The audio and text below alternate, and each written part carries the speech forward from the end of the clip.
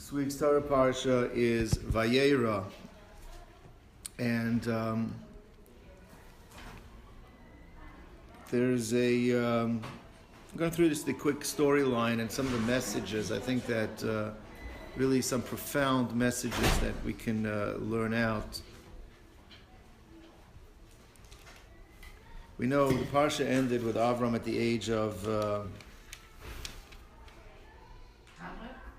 was he 99?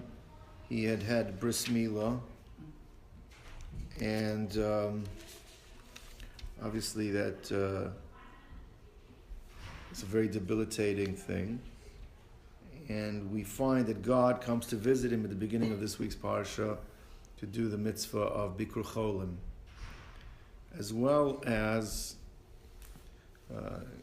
there's a message that is going to be given to him that he's going to, Sarah, his wife, is going to have a child. So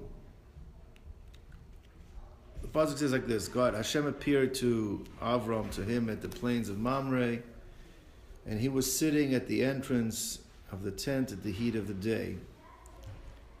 Right? It says, "Vayeira alav levaker es hacholeh."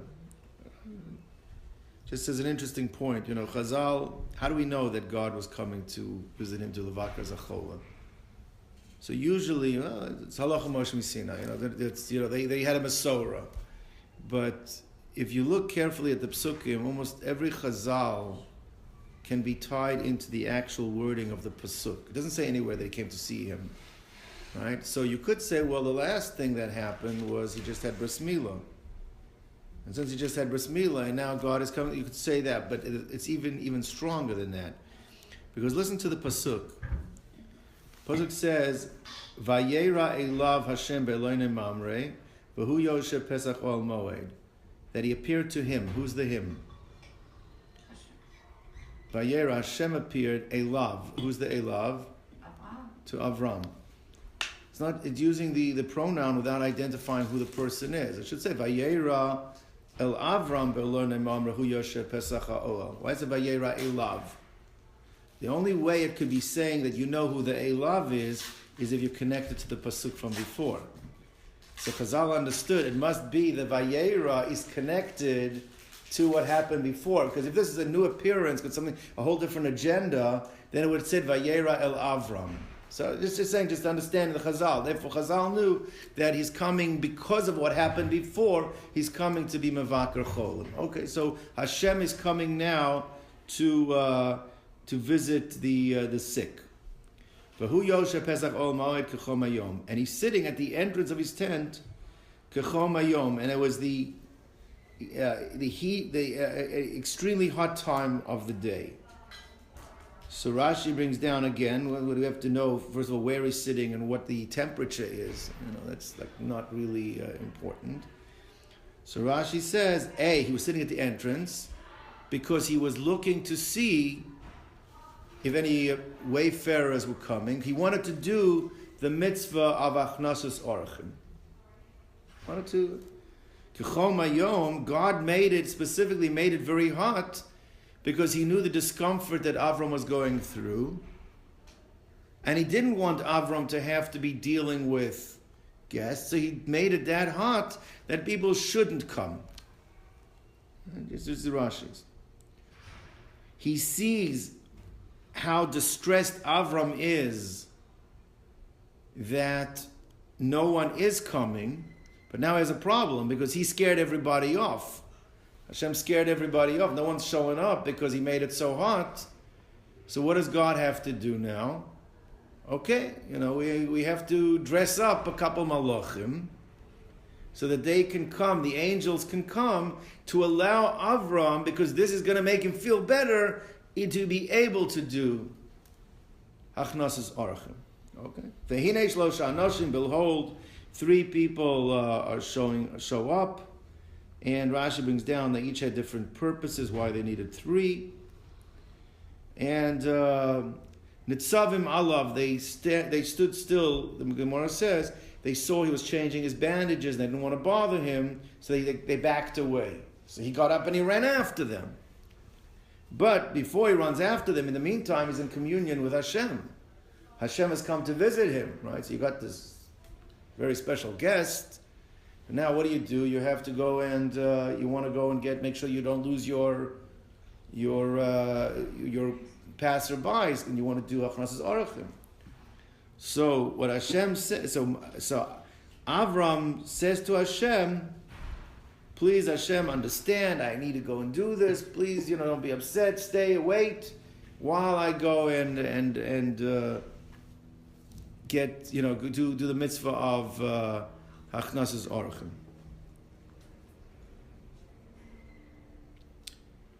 Chazal tell us in Masechah Shabbos that you learn from here a very important yesod, a very important principle. Gedola Achnasas Orachim, that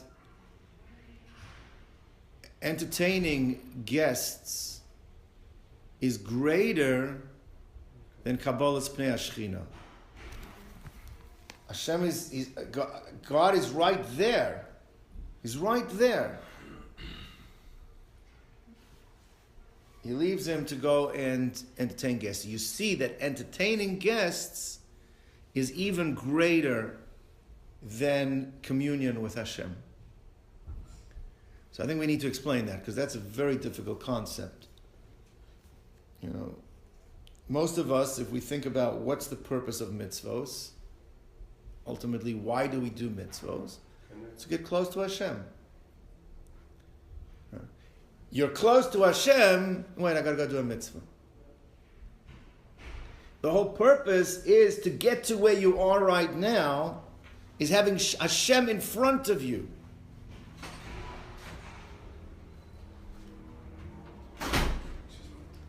And still, he's leaving Hashem to go to the mitzvah of Achnasas Orachim. What's the chazal? Gdola Achnasas Orachim, that greater is entertaining guests, Yoser even more than Kabbalas Pnei Ashchina, than receiving the countenance, having that communion, that closeness with Hashem, which face value doesn't make any sense. We have to understand what's the insight there. I think that's the first question we have to deal with. There's a medrash, a fascinating medrash in last week's parsha, is that we know that when Avram conquered the 4 kings, we talked about it last week, that it says Malki Tzedek Melech Shalem, Malki Tzedek, the king of Yerushalayim, came before him with food and with and wine, giving honor to Avram. Avram had a status of a king, so there's Malki Tzedek, and also showing his appreciation for having removed the 4 kings who were there subjugating them. Chazal tell us that who was Malki Tzedek? It was Shem ben Noach. It actually was Shem. He had the kahuna was with him. It transferred at that time from him to Avram and his descendants. So the Medrash brings down a story, a dialogue that goes something like, Avram's asking him, what were you doing on the teva a whole year? What were you doing on a whole year on the teva when it's like a year cruise? I mean, what was happening over there? And he says, you don't understand. He says that God orchestrated, he wanted it, because we didn't sleep. It was 24/7 doing chesed. So Avram says to him, doing chesed. Who was there to do chesed with? He said, we were doing chesed with the animals.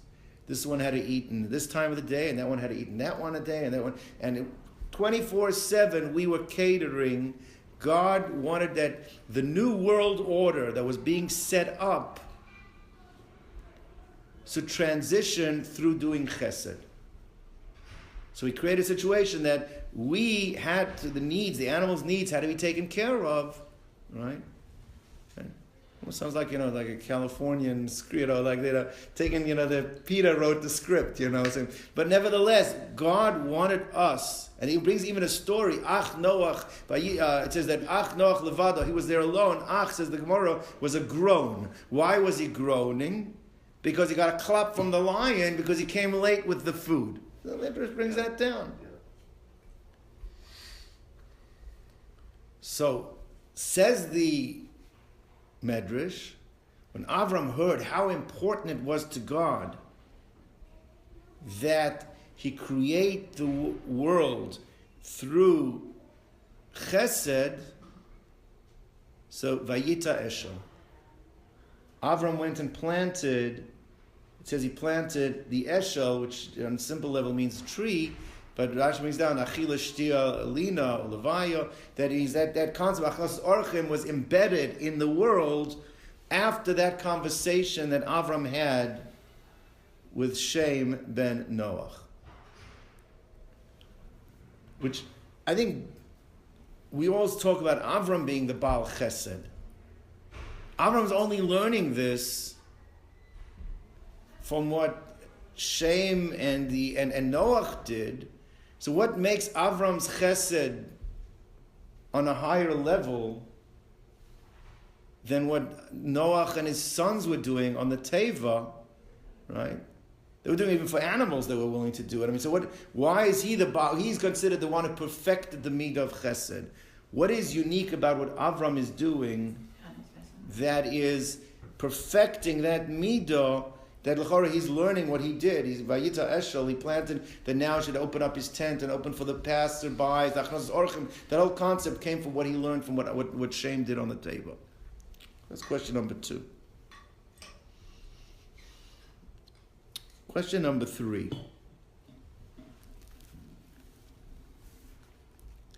The Rambam brings down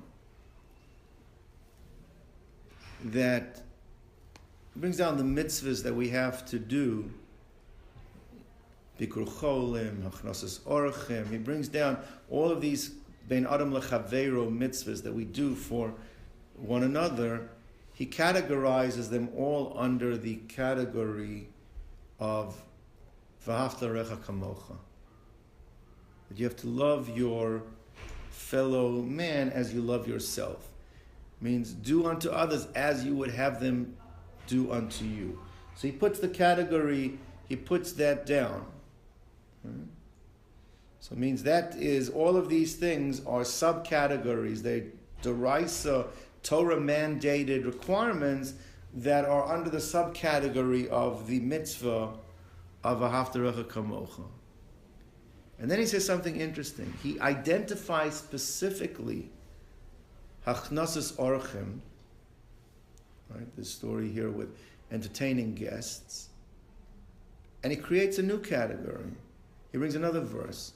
There's a verse in the Torah that says, V'halachta b'drachav. That we have an obligation to emulate, to follow the path of Hashem. Just as He is compassionate, we have to be compassionate. Just as He is merciful, we have to be merciful. Just as He visits the sick, the Rambam says that, we have a responsibility to visit the sick. So He creates, and He uses as the example, Bikur Cholim. That in addition to the category of Ahavta L'Recha Kamocha, he creates another category for Bikur Cholim as the example that we have responsibility to V'halachta b'drachav. We have to go in God's ways. We have to follow His path. So the question is, why do we need two categories?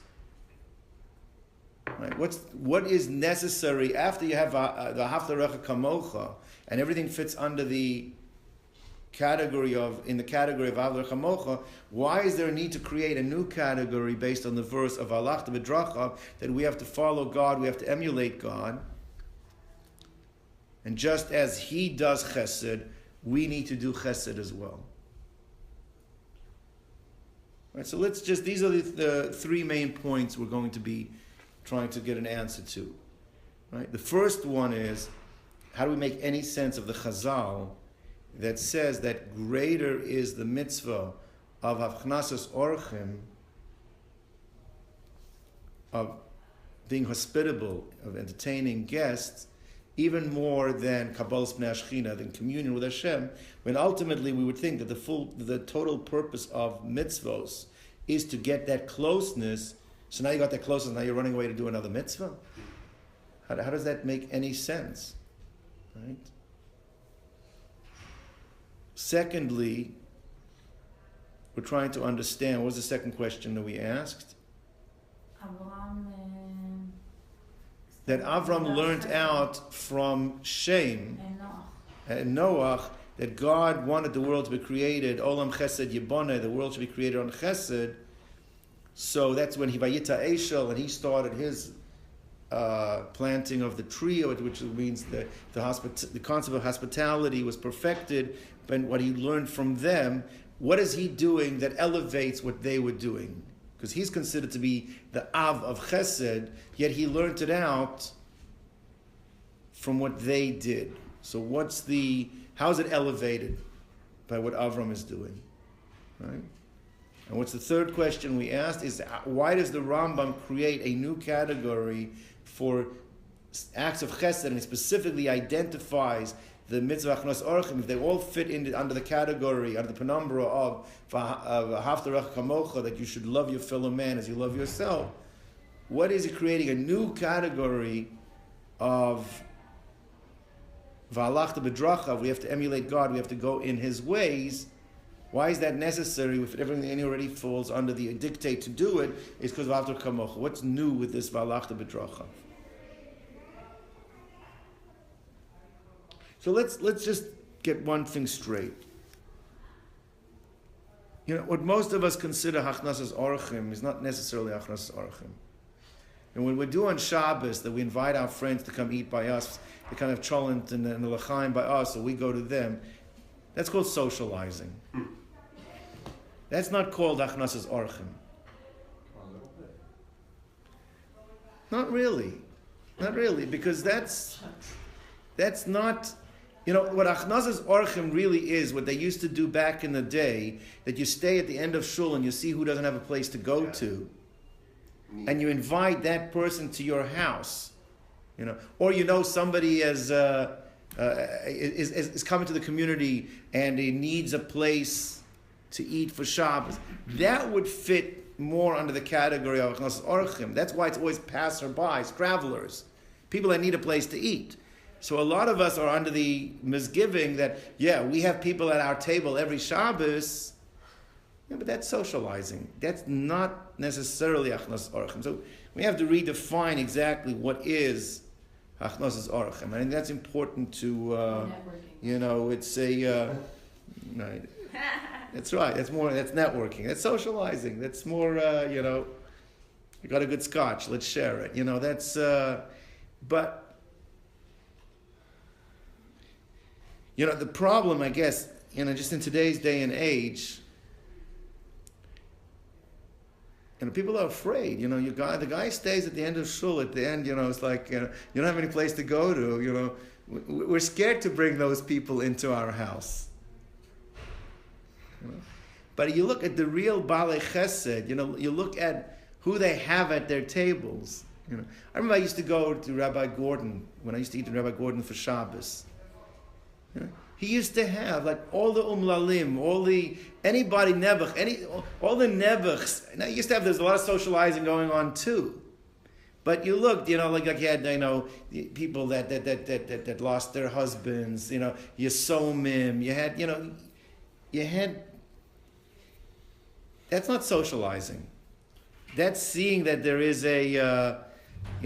I was very impressed. I was at with the first dinner Chabad did for his yard site. There was somebody that got up and shared the following story. I'm going to say the name, but it was a fellow who shared the following. Said that his mother had moved into the community. There was a number of boys in the community, and I think the father had passed away, I believe. The little kid. And he met Rabbi Gordon, and Rabbi Gordon started inviting him as a kid to eat by his Shabbos table. Now, that's not working on somebody because you're trying to get money out of them. That's not, that's, he sees the guys at Yosem, does not have a fun. And he starts inviting him for Shabbos. And there's a story, the fellow got up, he told it at dinner, so I'm not making it up. So, and the fellow stayed close with Rabbi Gordon. Rabbi Gordon was still with him when he went to college, and he used to call in, and they used to, and this fellow started getting very successful. I think he ended up going to South Africa, I believe, and he made a very, very big business. Rabbi Gordon had a letter on his desk, I believe it was, maybe it was on the wall, that there was a time when Rabbi Gordon had a very big, he was going through a big financial crisis. It seems they always were going through a financial crisis, but they had something really that, he had a letter dated from when the Rebbe gave it to him, I don't know, it was 30 years ago, basically saying is, keep doing what you're doing, and your financial problems will always be taken care of. Right. So he was already sick, and they were in real financial straits. And this fellow calls up Rabbi Gordon. He had just sold his business, and he wanted to pay it forward. He told, and I think, if I'm not mistaken, that basically he called Rabbi Gordon to give him $1 million. He asked Rabbi Gordon, "What's the biggest gift you ever received?" And Rabbi Gordon said a number, and he said, "Okay, I'm going to give more than that." And that was it's like $1 million or whatever. That was the gift that he gave. And the story basically claimed that the date of the call was the same date as the Rebbe's letter from 30 years ago, was when the Rebbe said, "Don't worry, you're going to have a..." But what struck me is that this is a fellow, he's an orphan. He had him at the Shabbos table and took him over and brought him in, and this. Okay, so but it was not because there was any, there was no ulterior motive. This fellow had a need. He created, he wanted to create a home for somebody that doesn't have one, and that's what he did. And that's but I think it's important to just realize is that, we don't, that's very, very many people are very social. I know people that have 50 people at their Shabbos table, right? But that's not necessarily Achnas Orchim. Achnas Orchim is that it's not catering to your need necessarily. It's catering to what they themselves have. But I want to say there's actually even a higher level, which we're going to discuss right now. That could be under the level of Chesed. We saw that Noach did that. We know that the Pasuk says, Olam Chesed Yibana. The world is created on Chesed. What is the ultimate Chesed that God did? What's the ultimate Chesed that God did? Right? He created the world. God is everything. How it works, the Kabbalah discusses, God somehow was mitzamtzem. He contracted himself to allow for the existence of something outside of him, so that it could exist, that he could be a meitiv, that he could do chesed. That's the ultimate act of chesed. He withdrew, he retracted himself to allow a world to be created so that he can do chesed. So the question really is, we're supposed to emulate God. How do you emulate that? It's one thing to cater to a need,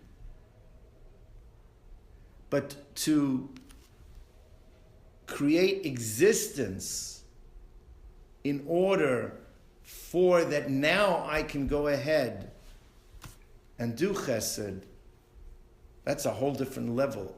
And we're supposed to emulate Hashem. So how do we do that? So I think the pshat is like this. The pshat is what Noach was doing on the Teva. It was in a situation, animals needed to be taken care of. That was fulfilling a need. He was fulfilling a need. There's need, animals needed to fill. That's chesed. And that is a chesed. Right? We see by Avram Avinu, and this is the quintessential story of his chesed. So we learn out, this is the defining of chesed. right? Most of us do chesed, it's reactive. There's a need that comes before us. We react to that need. Right? That's the way most of us do chesed. Avram Avinu, he's waiting by the tent. What does that mean he's waiting? He's being proactive. He is not saying when there's a need that needs to be taken care of, I will go ahead and take care of it. He is going out and saying I want to do chesed. That's emulating HaKadosh Baruch Hu. Because emulating HaKadosh Baruch Hu is not just reacting to there's a need, it's creating the need. It's going out and trying to deal with the need. More than that even. You see that Hashem took away the need for chesed. He made it hot. Avram forced him to bring malachim so that he can do chesed. That's the ultimate act of chesed, where you are going out there creating an existence that requires you to take care of it. That's a higher level. That's building on the idea of taking of chesed. So, v'haftarecha kamocha, that just is same ways we want someone to take care of us, we take care of them. And that was Noach on the boat. But the highest level, he's not just taking a need, the highest level is emulating Hashem. Emulating Hashem is being proactive and creating the situation that I am going to emulate Hashem just as He created something to be able to do it. I'm going to look for it so that I can go ahead and do it. That's va'alachta b'drachav. Now, that means you follow in His ways. Now, this is a very important point here. The closest that you can get to someone,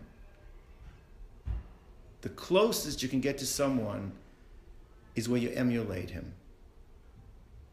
Right? You have little kids, they try to copy their parents, when you have somebody trying to copy what you're doing, that's the closest thing. It means that because I want to be you. Being close to you means I'm close to you. I mean, I get something from me, I want to be with you. But I want to be like you, that's the closest you could ever get. So the v'halachta b'drachav is the closest that you could be. Therefore, the pasuk is telling us something here which is unbelievable. What the pasuk is telling us is that it's one thing for Hashem to come visit that you're close. You know what's even a closer way to be with Hashem? A closer way to be with Hashem is to copy what He's doing. So therefore, for Avram to go and be machnis orech, we asked, it's greater than Kabbalas Bnei Ashchina. Kabbalas Bnei Ashchina is great, but if you're looking for closeness, you know how you can really get close to Hashem? Right? How you can really get close to Hashem is you copy what He's doing. Which I think opens up a whole different understanding. Because you would think, you know what? You want to be close to Hashem, you lock yourself up in a room and you wrap yourself in a talis and you put on your tefillin and you sit and you daven, you sit and you learn, and that's communion. That's like ultimately. No, that's not what Hashem wants ultimately. Go out and take care of the 3 Arabs. You want to be close to me. You want to really be close to me. Close to me is not separating yourself and locking yourself up. Being really close to me, being mixed up with everybody else and acting like I act in the midst of everyone else, that's how you're really going to be close to me. That's greater. That was greater in Hashem's eyes. That's greater than having Him speaking to you is having seen Him that you want to act like He wants to act. That's the ultimate. Even if it means that you're no longer just in the Daled Amos with Hashem, but you're now with the 3 Arabs, the dirty Arabs that are coming in, that you have to have them wash their feet off because it's covered with dust of Avodah Zarah. That's a higher level. You've reached a higher level. So ultimately, 2 points here. Number 1, true chesed, not socializing, but true chesed, doing it at the level of the v'halach b'drachav, is going out and searching opportunities to do chesed. Not just reacting to when it comes to you. 1.